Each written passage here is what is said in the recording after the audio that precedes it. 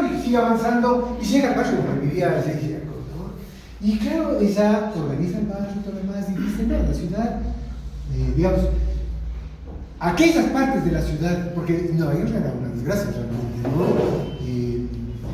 Sobre todo era producción textil lo que se hacía y había mafias, había pobreza, realmente una desgracia, ¿no? Pero había partes de Nueva York que sí funcionaban. Entonces comienza, y ahí es donde escribe este libro y dice, no, o sea, lo que hay que entender es esta cuestión de estas propiedades emergentes que se llaman, de la complejidad, y hay partes de la ciudad que sí funcionan. Y su investigación, ella cambia toda la cuestión hasta cómo entender la ciudad, de cómo investigar, ¿sí? Y dice, lo que hay que, para entender la ciudad hay que ir y pararse, y eso es lo que hace durante toda su vida, pararse en las calles.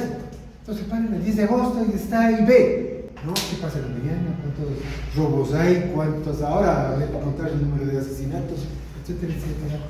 Y en otros donde la calle sí funciona. Y por eso es el título, digamos, vida y muerte de la ciudad, pero es la vida y la muerte de las calles, ¿no? Entonces, él encuentra que en aquellas calles donde hay gente, ¿no? Desconocidos que se encuentran, ¿no? Utilizando el término que utilizaba Lazo, del encuentro, pero en aquellas ciudades o en aquellas calles donde había los encuentros de desconocidos, eran calles seguras, eran calles vivas, eran calles que crecían en definitiva. Entonces, decían los urbanistas, en vez de entrar con programas de esos que votan en la ciudad y reconstruyen y todo lo demás, lo que tienen es más bien que fortalecer estas calles y en aquellas que no funcionan, comenzar a hacer eso, ¿no? Tantos y cosas así no se denuncian. Pero, ¿sabe cuál era el resultado de como de 3 años? Cero. ¿Por qué? Porque la gente estaba ahí, se encontraba en definitiva, ¿no? ¿Qué tenía que ver con eso? O sea, todos vamos produciendo feromonas y vamos actuando respecto a cómo están las feromonas en definitiva, ¿no es cierto? Entonces, en la ciudad y en las calles se daba ese tipo de cosas, ¿no? Entonces, si bien hablé de las feromonas de las hormigas, en las ciudades como Nueva York, se practicó y se propuso esa misma lógica en definitiva, ¿no? Basarse en los demás, basarse en, digamos, en relaciones más descendentes que vienen desde el líder, sino más bien al revés, desde abajo para arriba, etcétera, etcétera.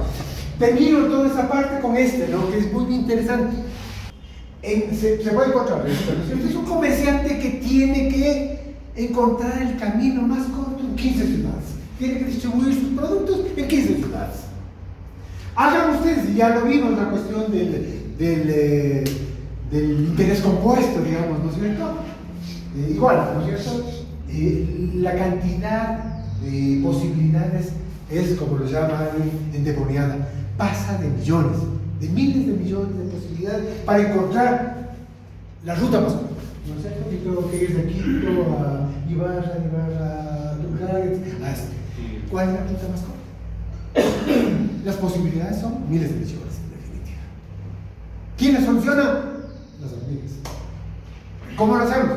Bueno, y a propósito de eso, o sea, Amazon y todas las empresas que tienen que ver con Temu y todo eso, funcionan con resultados digamos, del enjambre, de las hormigas, de esa lógica de las feromonas, ¿no es cierto? Y ahí está un poco cómo funciona, ¿no es cierto? Se crean hormigas virtuales que tienen o emanan así mismo una feromona. Entonces, se les envía desde el H al I, ¿no es cierto?, a miles de hormigas y todo.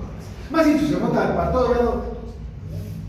Y claro, cuando ya llegan a la I, ¿no es cierto?, se vuelve a mandarles que regresen por el mismo camino, sí, pero ya botan de feromona.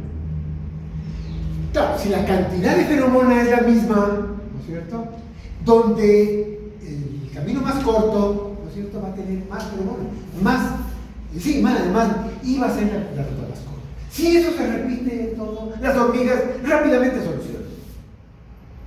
Es simplemente eso, o sea, lo que hacen los demás hace que aumente la feromona en este caso y determinan la ruta más corta. No me quiero alargar en esto para más bien entrar, porque lo que viene es ya, en definitiva, lo que viene de redes. En todo, en definitiva, lo que había dicho al principio, ¿no es cierto? O sea, el que se organiza con estas características horizontales, democráticas, rizomáticas, etcétera, etcétera, tiene ventajas sobre las plataformas. Y ahí es el problema, que la izquierda, principalmente la izquierda en el mundo, seguimos organizándonos en términos verticales, jerárquicos, nuestros secretarios, nuestros líderes, y estamos perdiendo las ventajas que se tienen. Por eso la crisis también de la izquierda. Creo que vienen unas, de todo esto que he dicho, ¿no es cierto? Esta organización en red, aquellos actores, incluida la izquierda, que dominan esta forma horizontal, reticular, ¿no es cierto? Estamos en posición de... ¿Por qué? Porque son redes inteligentes, como digamos con el modo de Fabo, resuelven problemas recurriendo no tanto a la decisión del líder, sino a la masa de elementos relativamente no inteligentes. Ninguna de las feromonas, ninguna de las hormigas es inteligente, no sabe cuál es el número de hormigas que existen en su hormiguero. No son inteligentes, sino basándose en las interacciones.